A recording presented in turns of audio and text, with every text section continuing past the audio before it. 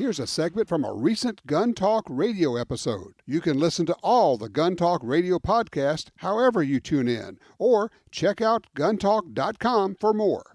Mick is in South Lake Tahoe, California. Mick, you there? Yes, can you hear me? I got you.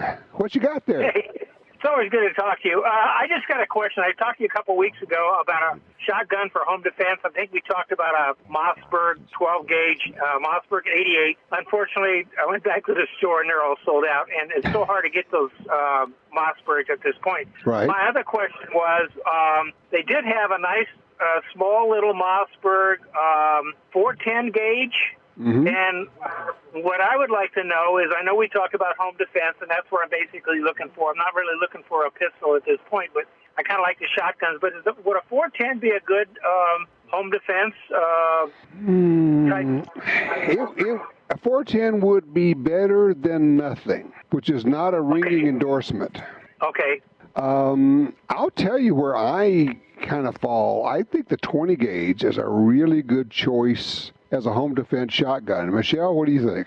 Yes, I would agree with you. I think the 20 gauge is a great option, and ammunition is going to be a limiting factor right now. But, typically you have better control over what size of buckshot and more options as far as buckshot ammunition and, regular shot ammo goes for the 20 gauge and the 410.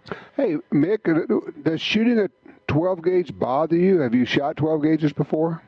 I tell you, the last time I shot a 12 gauge was, way back when I was in the military, and that's been quite a long time ago. But I felt pretty comfortable with it. I know it's got a heck of a kick. Can. The other one I looked at when I went to look at the Mossberg, it was a Citadel.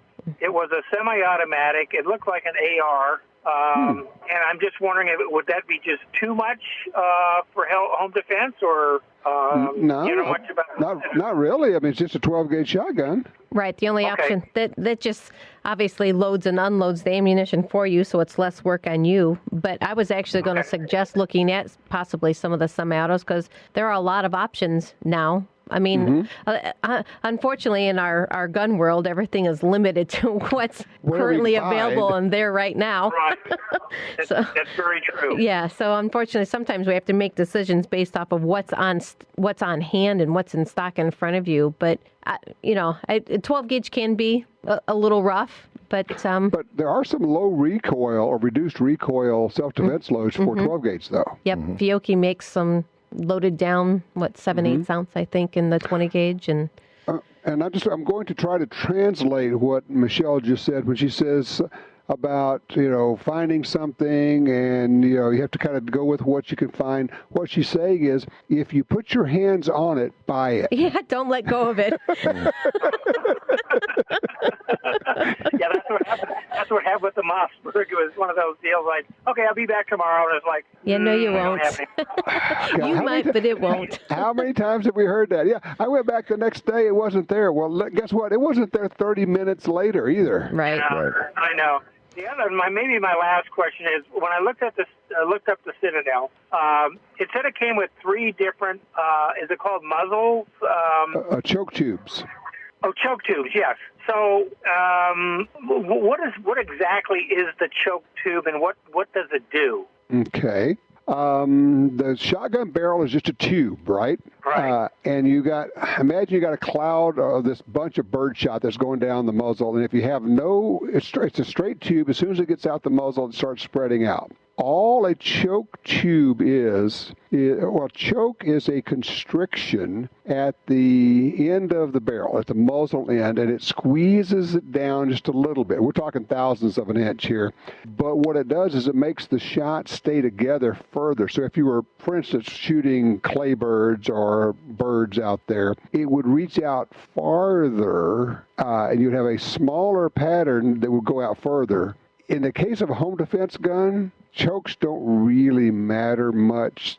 To be truthful, an open choke is fine, because you're shooting at 10, 15, 20 feet maybe, and a shotgun pattern at 20 feet is still going to be smaller than a dinner plate.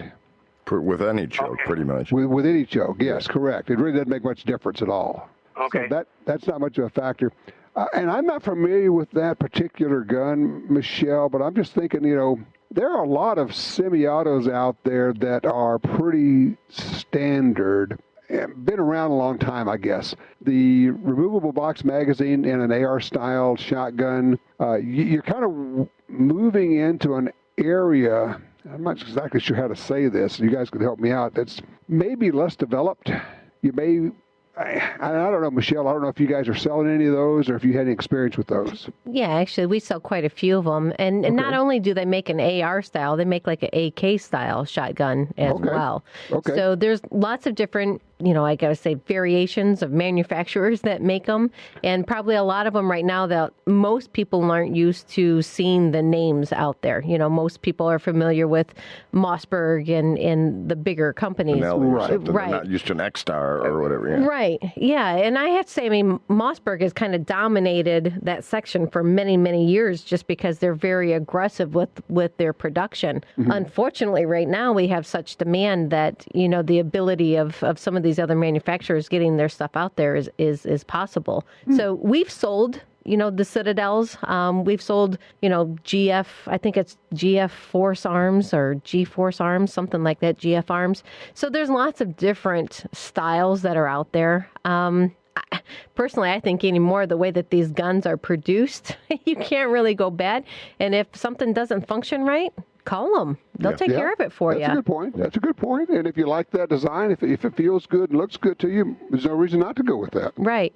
And, like you had mentioned, the ability of ammunition, changing that up to a light ounce load. We had talked about that on the regular program with the gentleman too. But, home defense, you could use shot, you could use buckshot, and then you could use, of course, slugs if you wanted to. And you know what? You made me think of something, Michelle, and this is something, Mick, for you to be aware of. If you go with a semi-automatic gun, if you were to go with light loads, you want to take it out to the range and run a box or two through it, because it could conceivably be that your light loads won't function, the semi-auto functionality of that gun, and you would need heavier loads. And, when you had a home intruder, it would be a bad time to find out, these loads don't really work in this gun. Right. Okay. Yeah, I'd say that's one of the things when I was looking up these different models, like the semi-automatic and the Citadel, they did mention about the light load, and they didn't really recommend it because they said chances of, I don't know if you call it jamming or what, just not cycling you.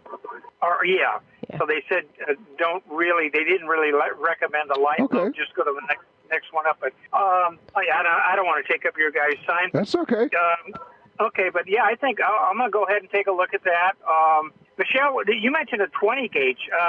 Any particular model in reference that you're looking for? I mean, a model or you might recommend at all that I might look forward to? Or I think we try to stick with the well-known brands, but unfortunately right now, like I said, they just aren't out there. And I really do believe that what is being produced currently, because everything is basically machined and it's CNC'd, and I got to believe that any of them are just as good because, those companies' reputations are on hold or on the line, just like everybody else's. So they don't want to just produce junk. It's just, they might not be the flashiest, they might not be the smoothest, but they're still good functioning firearms. And, I would say get what you need to protect your home, shop for what you want. It actually made me think of something else, Michelle.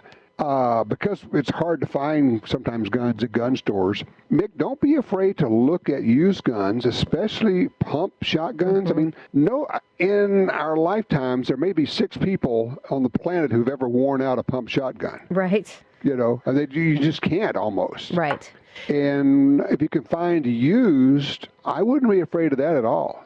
And, one of the things, too, Tom, and I think maybe we should talk about it again, is depending on the frame of the person or if it's going to be in the home with male and female, don't discount the ability to get a youth firearm. And even if you have to shop for a full-length stock, that's always an option. Pump gun obviously is easy, right? You can run basically any ammunition in it that you want to. Right. Chances of it jamming are far less likely because it doesn't have working mechanisms to, exchange a loaded versus shot round. Right. But, I just think there's lots of options out there. And like you said, the spectrum of used, don't discount it.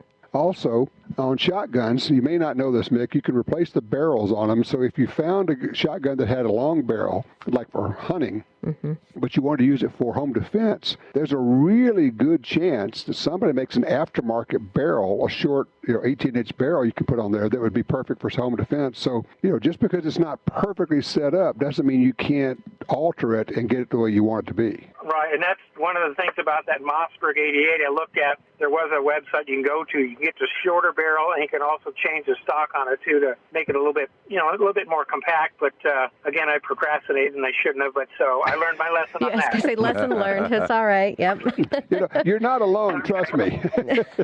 All right. Well, look, thank you again, Michelle. Thank you, Tom. I really appreciate it, and I love your program. Oh, Thanks so much. Thanks. Appreciate the call, sir.